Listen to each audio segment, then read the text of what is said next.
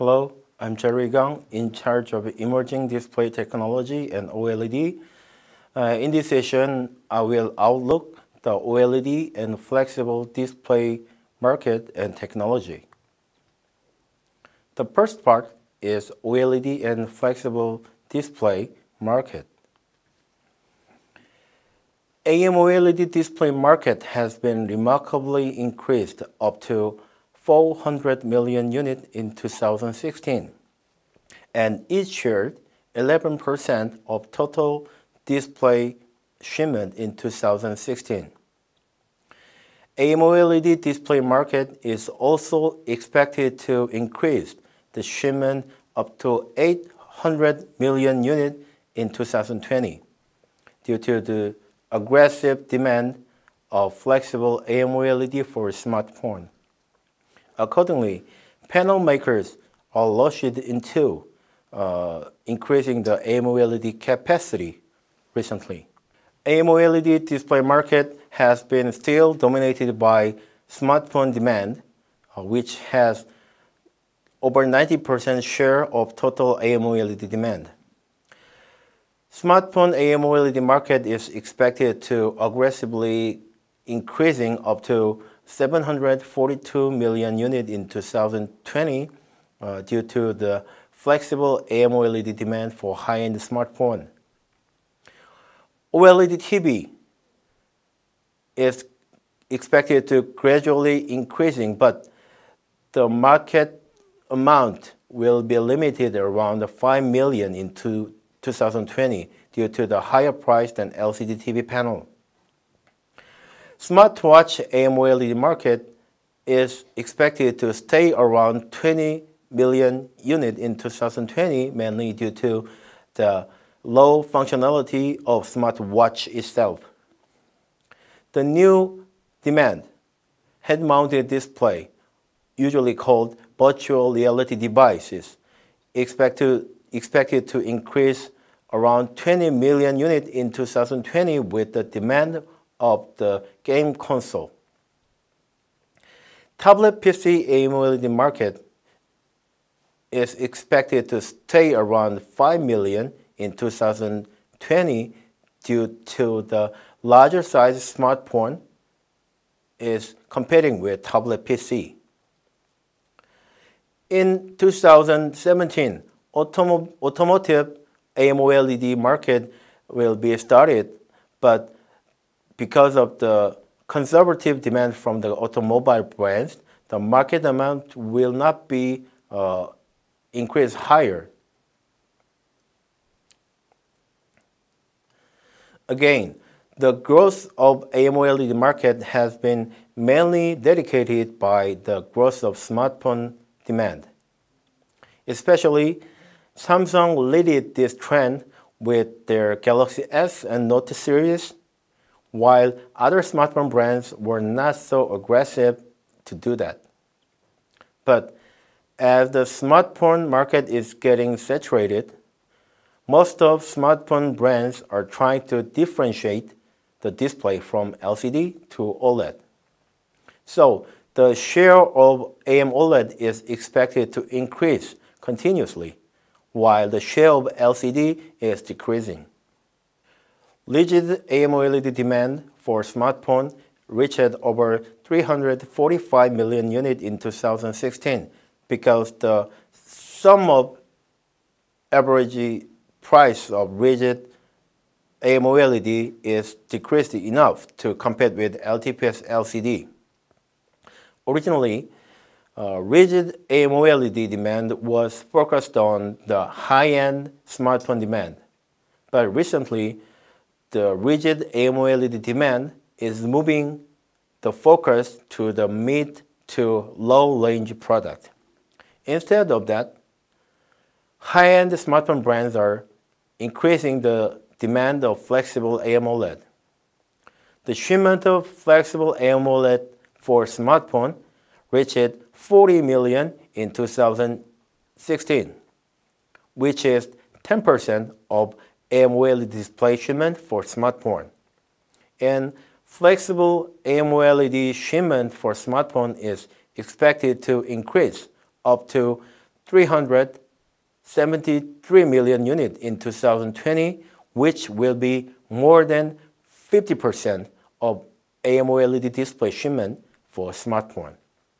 Panel makers are trying to diversify the form factors of flexible AMOLED in order to increase the demand. Currently, curved type is the main demand of flexible AMOLED, which is generally used for dual-edge curved smartphone. Otherwise, flat type is prepared for smartwatch, which can be cut as full circular shape, and the shipment of flat type is expected to increase as curved type in 2017 with smartphone demand. Foldable or rollable type seem to be nurtured more in terms of reliability and usability. AMOLED TV panel market is gradually increasing, but it is much less than the smartphone AMOLED display market. In 2016, the shipment of AMOLED TV panel is increased up to 0.9 million units, which was only 0.3% of total TV display market. It is mainly because the price of AMOLED TV panel is still much higher than LCD TV panel. The price of 65-inch Ultra HD AMOLED panel dropped as $100 in fourth quarter 2016, but it was still 100% higher than conventional LCD TV panel or QD LCD panel. This means that TV brands and panel makers need to change their strategy about AMOLED TV market. Actually, OLED TV panel market is competing with LCD TV panel market, which is larger than 55 inches. In 2017, the TV brands are trying to increase the demand of 65-inch Ultra HD AMOLED TV panel, especially Sony, Panasonic, and LG Electronics are planning to emphasize their AMOLED TV with its own thin and light form factor. And those factors are LCD TV panel cannot compete with, even though AMOLED TV panel is much expensive than LCD TV. This means that AMOLED TV panel market will be clearly categorized as a premium market. As the premium market is less price sensitive than high-end TV panel market. But LCD TV panel market will still remain as high-end. This strategy will be more efficient to increase the share of AMOLED TV panel.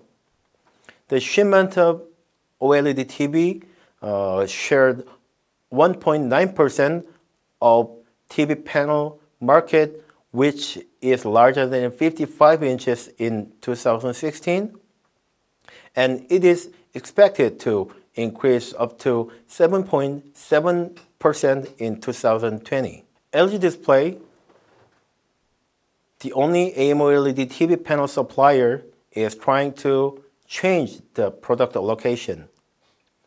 55-inch panel was their main product till 2016, but its share is rapidly decreasing.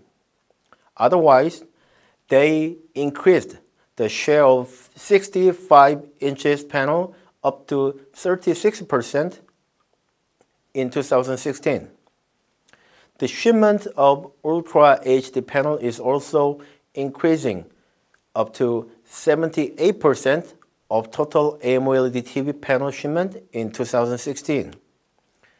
In 2017, LG Display is trying to increase the share of 65-inch panel up to 48% and the share of Ultra HD panel up to 96% in 2017.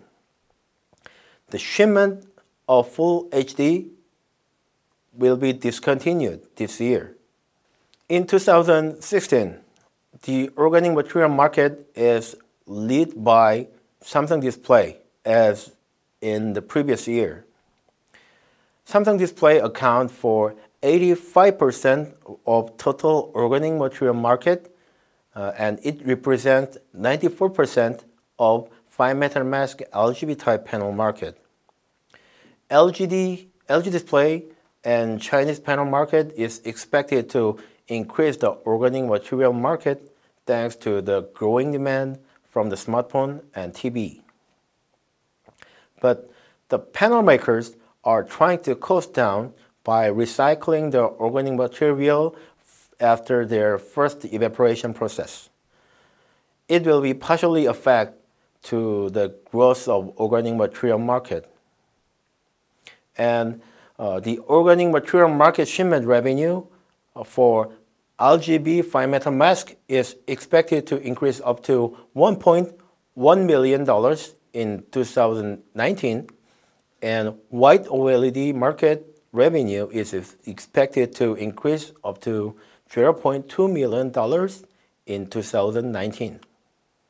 Panel makers are generally associated with some of material supplier and equipment supplier for developing inkjet AMOLED processes.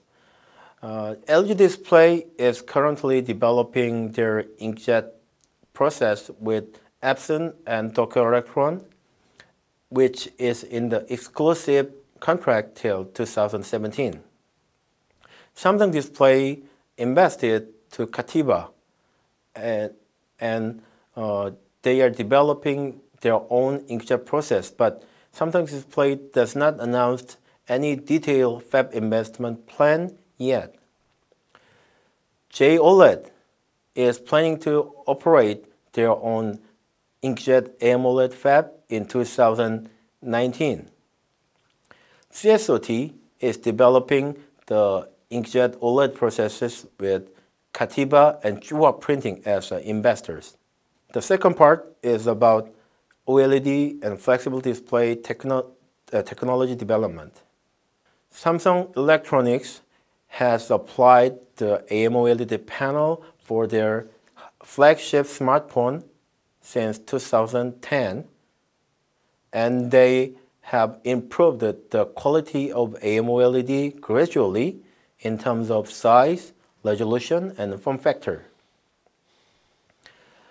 Flexible AMOLED started to be applied for Galaxy S series since 2015, mainly with the dual-edge curved lens.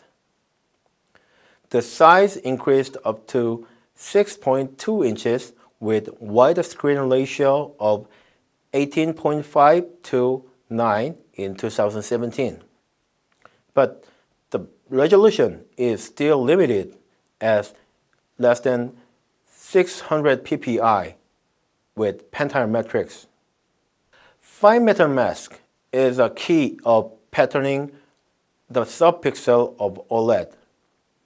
And this is why the competitors of Samsung Display cannot catch up Samsung Display easily.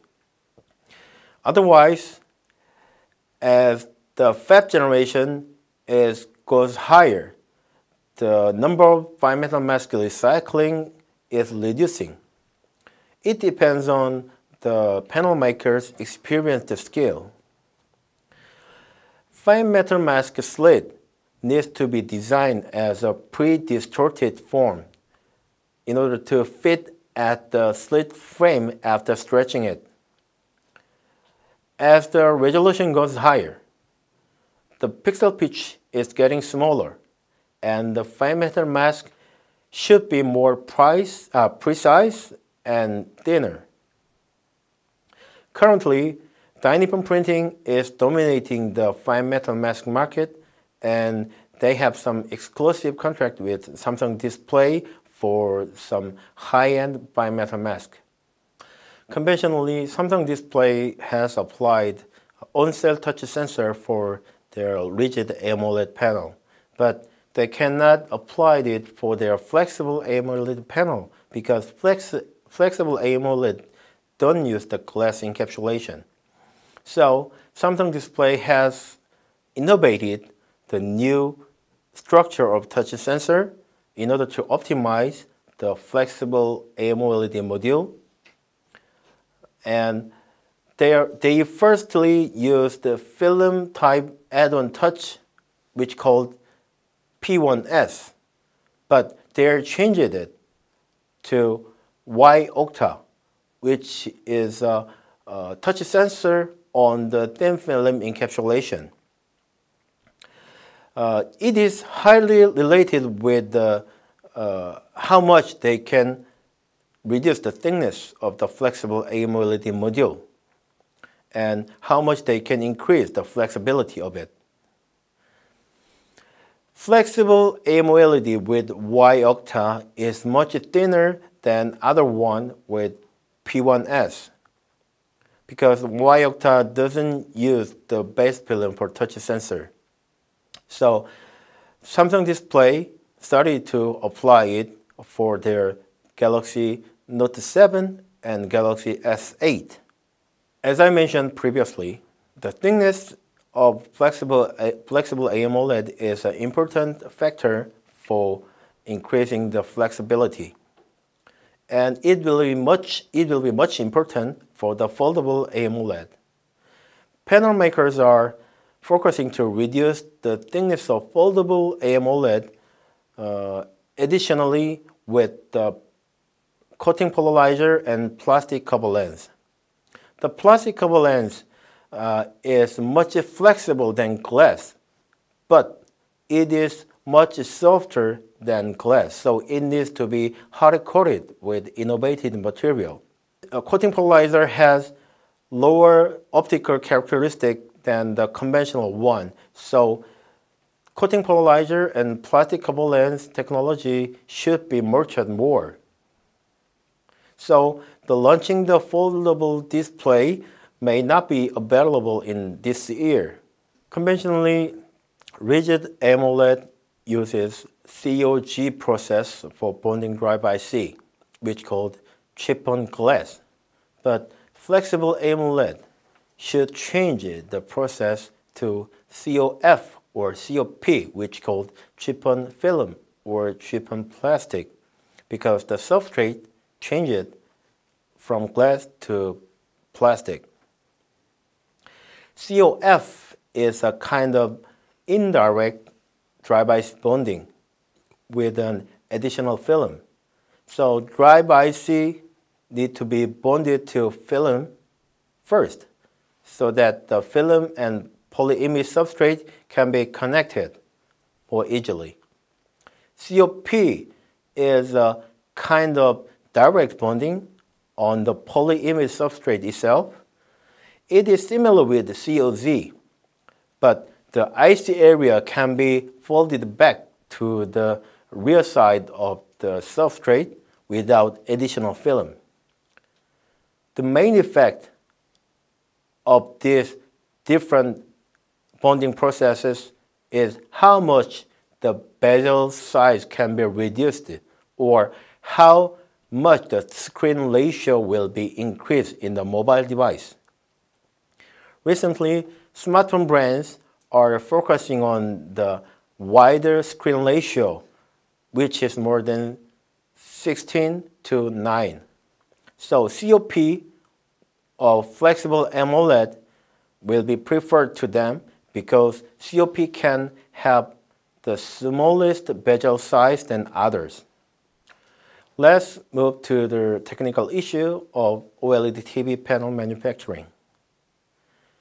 As I mentioned previously, LG Display is planning to increase the shipment of 65 inches OLED panel, but their current capacity of Gen 8 is not optimized to produce 65-inch because the glass cutting efficiency is just around 60% for 65 inches.